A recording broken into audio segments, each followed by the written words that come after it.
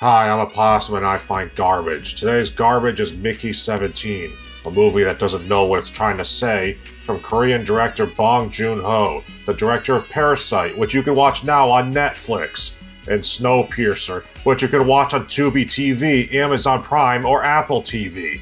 Sorry, it's tax season and I have to reference products to keep this video from being buried by YouTube's recommendation algorithm. Anyway, this is a sci-fi comedy based on a book you've never heard of. And even though half the story is expressed by the main character bluntly explaining everything in the form of voiceover narration, which is the laziest way to make a movie, the story still somehow manages to not make any sense and seems to be trying to do too many things at the same time. Basically, everything I have to say about this movie has to do with the plot, so this is all going to be spoilers. In the future, a guy named Mickey, played by Robert Pattinson doing an annoying high-pitched voice, needs to escape a loan shark by leaving the Earth on a spaceship. But the only way he can get on the spaceship is by getting a job on it, and the only job he qualifies for is as an expendable, which is basically a human guinea pig who does dangerous tasks and has medical experiments conducted on him. The hook is that if he stops living, he gets cloned, and the clone is given all of his memories, sort of like the Sixth Day. So they go to this icy, desolate planet creatively named Niflheim, and he stops living over and over again, but one day they accidentally clone him while he's still alive. So now there's two of him, and this is a problem because the law says both you and your clone have to be, as the kids say, unalived, but permanently if this happens for some reason. While all that's going on, the bad guy, Senator Marshall, played by Mark Ruffalo, who has no business being in any movie, wants to colonize this planet, but it's inhabited by these big bug things that look like giant wood lice called creepers. So his plan is to exterminate them, but then it turns out they're smart and they'll, as the kids say, do the big boom boom with the humans unless the two Mickey clones and their girlfriends can rescue their queen's baby. So the villain, Senator Marshall, is a thinly veiled caricature of Orange Man. Sorry, the YouTube bots don't like it when I say his name. Anyway, Mark Ruffalo even does a really bad Orange Man impression the whole time, and they're not even trying to hide it. They show his supporters at one point and they're all wearing red hats. And there's even a part where he survives an unaliving attempt, and the bullet just grazes him. And it's an extremely over-the-top, exaggerated South Park-like parody of him, and I don't understand the logic behind it. This is a movie about a guy who fails to live over and over on a planet of giant bugs, and he fights his own clone. Nothing that happens in this movie parallels Orange Man beyond this childish, he's a bad guy so I made him the bad guy mentality. The movie doesn't benefit from it, it's just a stupid take that at a person the filmmaker doesn't like. Way to alienate half of your potential audience for no reason. Speaking of no reason, that describes a lot of the story. When Mickey accidentally gets cloned while he's still alive, the law says both he and his clone have to be terminated and the memories erased so they can't be cloned again for no real reason. They explain that there was once a serial unaliver who cloned himself so he would have alibis for all the times he went around unaliving people. But the logic doesn't follow that just because there was a guy who abused the technology once, that means Mickey has to unalive. Yeah, sorry, I have to keep doing the TikTok Zoomer speak. I really strongly dislike what the internet has become. Anyway, that also describes the bad guy's actions. Near the end of the movie, he wants to exterminate the creepers, but he wants to go out and give a speech to the creepers before he does that for no particular reason other than so he can film himself doing it. And it's really just an excuse to get him outside the spaceship for the climax of the movie. Everything he does seems to be motivated by because he's stupid and or egotistical, which I guess is meant to be funny even though it isn't. This character is portrayed as so stupid that you can't really take him seriously as a threat, and his behavior is so random that he essentially doesn't even have a character. I mean, a character who can do anything is indistinguishable from a character who has no traits. And if he has any traits at all, it's that he's narcissistic and dumb and nothing else. There's absolutely zero subtlety, nuance, or depth to this character, and it shows in the way Mark Ruffalo plays him. He just chews the scenery and acts like a cartoon villain because he has nothing to work with. He's just a terrible character and he's terribly acted. Then there's the creepers. We find out near the end of the movie that they have human-like intelligence, but they never act like it until the movie needs them to. Before then, they just act like dumb animals who pop out of holes and bite people without provocation.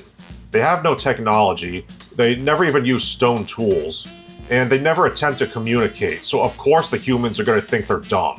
They act dumb until that becomes inconvenient to the plot. And then there's Mickey and his clone.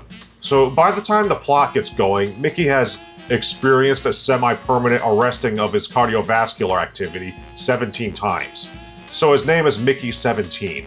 But then he gets clones while he's still alive, and that clone is called Mickey 18. But for no reason at all, Mickey 18 is a lot more aggressive and unhinged than Mickey 17, who he shares all of his thoughts and memories with.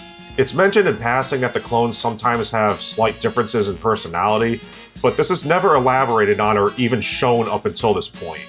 We never see these changes in personality at any point until Mickey 18 is created, and it really just comes across like they needed an excuse to make Mickey 17 and Mickey 18 conflict with each other for the sake of drama and comedy antics. Anyway, at one point, Mickey 17 gets invited to dinner with Marshall and his wife, and they make him try a sauce with an experimental growth hormone that he has a painful reaction to. And when he tells this to Mickey 18 berates him for not punching Marshall, and then, just out of the blue, decides he's gonna go put a permanent end to Marshall. And no, it's not because he's mad that Marshall did that to Mickey 17, because these two characters were trying to push each other into a garbage incinerator just 5 minutes ago. So it's not for revenge or anything, he just gets mad at Mickey 17 for being meek, and this somehow leads him to deciding to whack Marshall. So for no real reason other than he's crazy and aggressive, he tries to bang Marshall during a speech, and both he and Mickey 17 end up getting arrested. The movie is full of characters doing stupid things just because the plot needs them to. It's also during this speech that Marshall shows off this big rock they found, which he plans to engrave the names of the colonists onto, but when they cut it, a couple baby creepers pop out and attack him, so one of them gets mulched by the guards, and the other gets captured. And there's this weird thing where Marshall's wife becomes obsessed with making sauces, so she cuts the baby creeper's tail off to make a sauce out of it, and it starts screaming. And the other creepers outside the spaceship can somehow hear it, so they start surrounding the spaceship like they're planning to attack. So that's when Marshall decides he's gonna nerve gas all the creepers, but he straps big boom booms to Mickey 17 and Mickey 18 and sends them out with machetes because his wife wants them to chop off as many creeper tails as they can so she can make sauce out of them. But before they go outside, one of the scientists gives Mickey 17 a device to translate the creepers' noises into English, which they just came up with in the past 5 minutes. And that's when we find out the creepers are smart. So while that's going on, for no real reason, Marshall goes outside to give a big speech to the creepers before exterminating them, but then Mickey 18 boom booms himself and Marshall. Then Mickey 17's girlfriend, strong female character, becomes the new leader of the colony, and they boom the human printing machine they were using to clone Mickey over and over. There's a pointless nightmare sequence that only exists to fake out the audience, and the movie ends with the humans and the creepers living together in harmony, like some kind of fairy tale ending to a movie full of gore and swearing. And I guess that's the plot. Another thing that doesn't make sense is Mickey 17 has this sort of guilt complex because he thinks he caused his own mother's cessation of biological function by pressing a button in a car while she was driving and causing an accident. But then Mickey 18 says it wasn't his fault because logically him pushing the button couldn't have caused the accident, and both he and Mickey 17 have the same thoughts and memories, so he's really just explaining something to Mickey 17 that he already knows and has thought about for his whole life.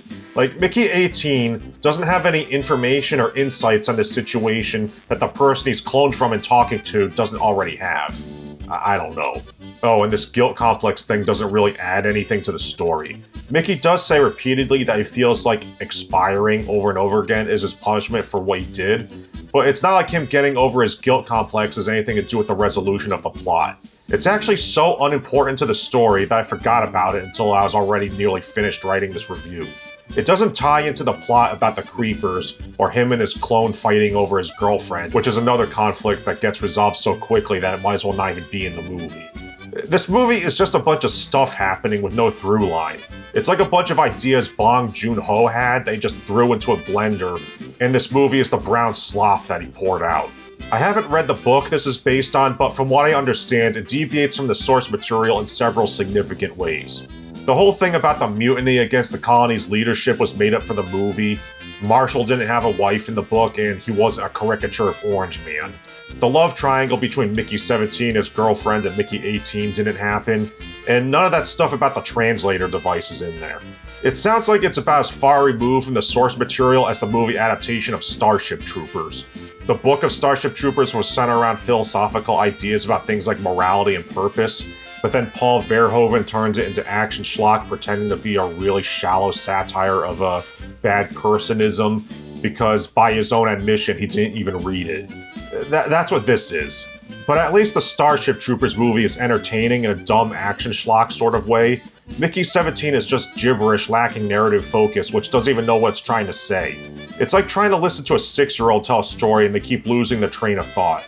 And then the dinosaurs came out the spaceship, and then the pirates dug up the treasure, and then they ate ice cream, and then my friend came with a magic sword, and then my daddy hit me. Alright, that's all I have to say about Mickey 17. Here's a challenge for my audience. Name a bizarre fact that sounds made up but is entirely true. And don't forget to subscribe, and if you're already subscribed, check my channel for videos you may have missed since YouTube doesn't always tell you when I upload. Leave a comment, send me your fan art, and support me on Patreon. The links are in the pinned comment. Bye.